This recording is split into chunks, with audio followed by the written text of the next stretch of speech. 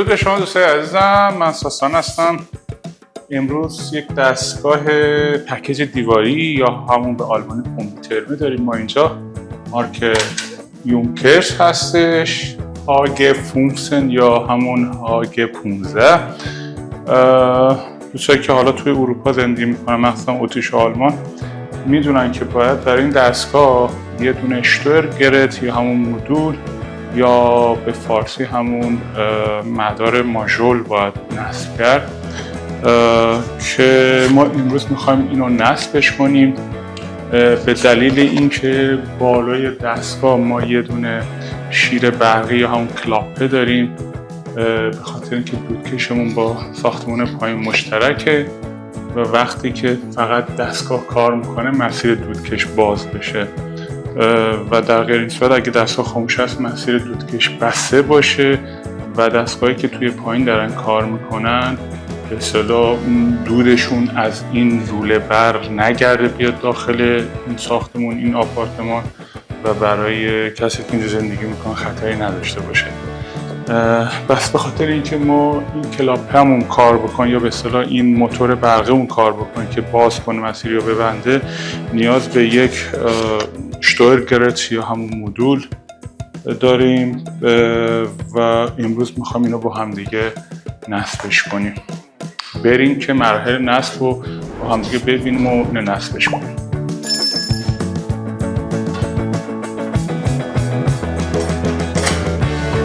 بعد از اینکه سه تا پیش باز کردیم رسیدیم به قسمت مدارمون. همینجوری که میبینید اینجا قسمت برق اصلی مونه که تو دستگاه باز وصل میشه. من اینو قبلا نصبش کردم، این سیم برق اصلیمون وصله ولی هنوز رام ترموستات و این مدول وصل نیست. این سیم رام ترموستاتمون که یکم کوتاست، حالا باید بهش اضافه کنیم و مدول. آنباکس مدولمون یا همون شتورگرتمون بریم با هم دیگه آنباکسش کنیم.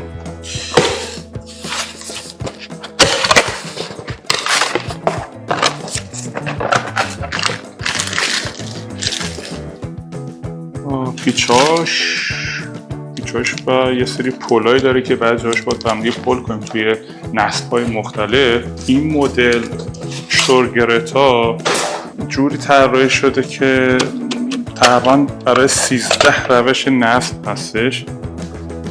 حتما اینو در نظر بگیرید که برای چه چیزی میخواید ببندید. یعنی ما اینجا فقط همونجوری که گفتم فقط یه دونه موتور داریم که به اصطلاح وقتی دستگاه خاموشه جلوی برگشت دودو از طبقات پایین بگیره، چون دودکشون به اصطلاح با طبقات پایین مشترکه یا با طبقات بالا مشترکه، برای اینکه وقتی دستگاه پایین روشنه و دود اینجا بر نگرده. بس ما همه اینا رو نیاز نداریم، چون هر کدوم از اینا برای یک کاری هستش. اینو حواستون باشه که نصب این اشتباه نکنید. خیلی خوب، همونجوری که اینجا میبینید ما یه سیستم بوس داریم اینجا. این سفید بوس هستش و این سفید اولی که شماره 1 2 3 هستش 600-230 این برق ورودی مونه. ما بریم اول بس برق ورودی که با تو این بیاد 230 ولتی که بیاد تو این نصب میکنیم و بعد دونه دونه مرحله با هم میریم جلو.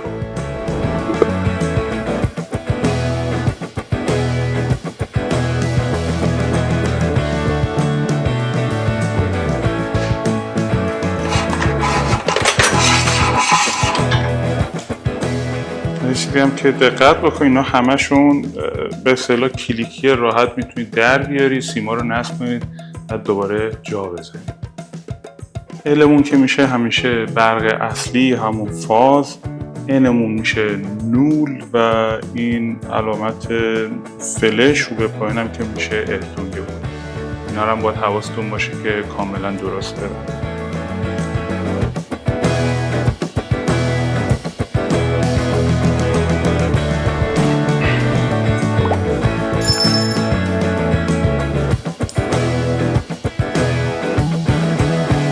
همینجوری که میبینید ما برقمون رو آماده سازی کردیم.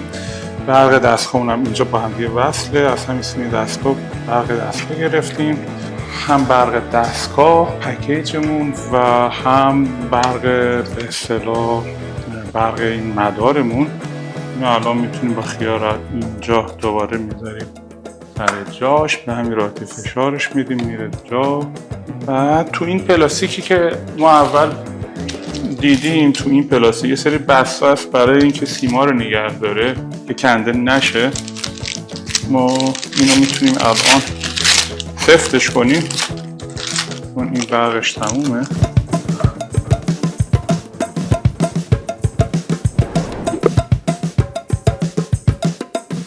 بعضی که ما برق ورودی ماژول اون رو وصل کردیم یا همون مدول اون رو که وصل کردیم، همونجوری که گفتم برق ورودی اون که وصل کردیم، اینجا هم یه سیستم بوست داریم که بوست نوشته. رام ترموستاتمون توی این مدل از دستگاه، یعنی توی این مدل بستن باید تو سیستم بوست بسته بشه. حالا چه بوست اینجا چه اینجا فرق نمیکنه. رام ترموستاتمون 2 سیم اینجا میبندیم و 2 سیم هم از این بوست ما میایم وصل میکنیم داخل دستگاهمون به اینجا، این دوتای بالایی که به نوشته.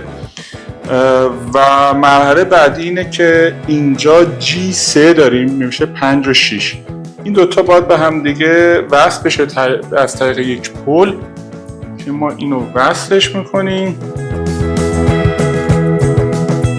بعد این هم که وصل کردیم میرسیم به خود سیمای به اصطلاح شیر برقیمون، کلاپه برقیمون یا همون ابگاز کلاپه. رو سیما دقت کنید میشه 1 2 3 و یه دونش هم که اردونگه. سیم شماره 1 توی این مدل، حالا اکثریت اینجوری هم توی این مدل فاز هستش. سیم شماره 2 که روش نوشته نول هست و سیم شماره 3 ارتباطی هستش، یعنی ارتباط بین این و آبگاز کلاپمون. ما اینو باید سیم شماره 1 بسته میشه تو شماره 7، سیم شماره 2 بسته میشه توی 8 و سیم شماره 4 بسته میشه به 13 و اردنگمون هم اینجا بسته میشه به به عدد شماره 9. اینم بریم ببندیم که دیگه تمومه.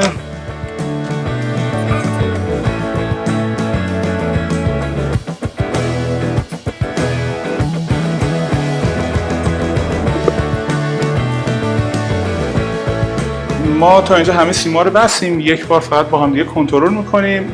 از این ور سفید برق ورودی به این ماژولمونه یا همون مدولمونه. شماره 1 میشه فاز، 2 میشه نول و 3 اردونگ هستش.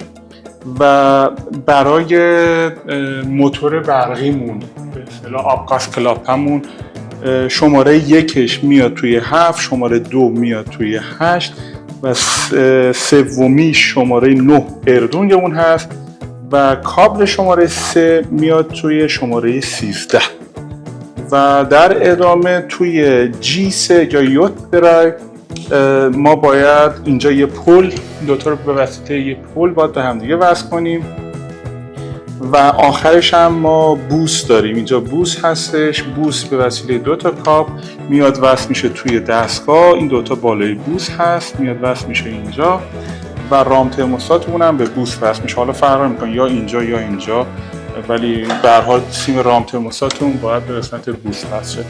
این نصبش تموم شد. بریم برق وصل کنیم، دستگاه روشن کنیم ببینیم همه چی اوکی هست یا نه. فقط یه چیزی هم کوتاه بگم، برق ورودی خود دستگاه اونم که اینجاست و اینجام به صورت اورجینال همیشه پل هستش. به صورت اورجینال اگر نبود حتما باید اینو به وسیله یه پل باید به هم دیگه وصل کنید. LR و LS این دوتا باید به وسیله یک پل به هم دیگه حتما وصل میشه. بریم ما برق وصل کنیم یا تست بکنیم همه چی اوکی هست یا نه.